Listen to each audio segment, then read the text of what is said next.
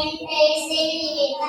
நான் 5ஆம் வகுப்பு படிக்கின்றேன். மரத்தை வெட்டினோம், பூமியை வெப்பமாக்கிறோம், நெகிழியை புதைத்தோம், மண்ணை குறைத்தோம். ஓசோனின் ஓட்டை போயவில்லை, மண்ணில் மாசோட்டம் எனக்கு கொடுக்கப்பட்டுள்ள தலைப்பு சூழல் பாதுகாப்பு அனைவரின் பொறுப்பு.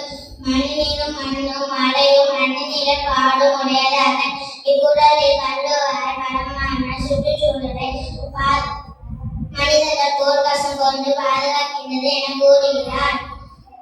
சுற்றுச்சூழல் என்பது காடுகள், மலைகள், ஆறுகள் போன்ற இயற்கை படைப்புகளை குறிக்கும்.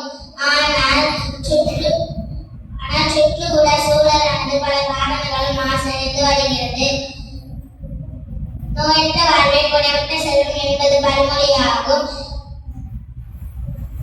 சுற்றுச்சூழல் தூய்மையாக இருந்தால்தான் நாம் ஆரோக்கியமாக வாழ முடியும்.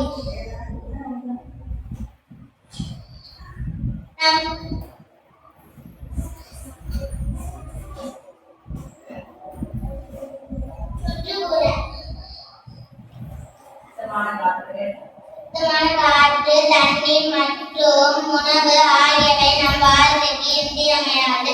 சுற்றுப்புற சூழலை பாதுகாப்பது நம் ஒவ்வொருவரின் முக்கிய கடமையாகும். இயற்கையை நேசிப்போம், செயற்கையுடன் வாழ வேண்டுமா என யோசிப்போம்.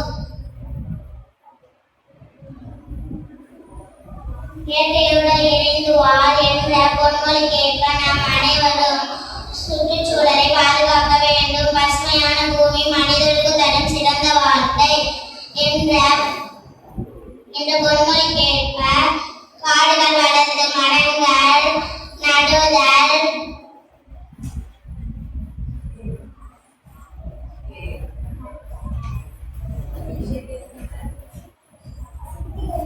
சுத்தகரிக்கப்பட்ட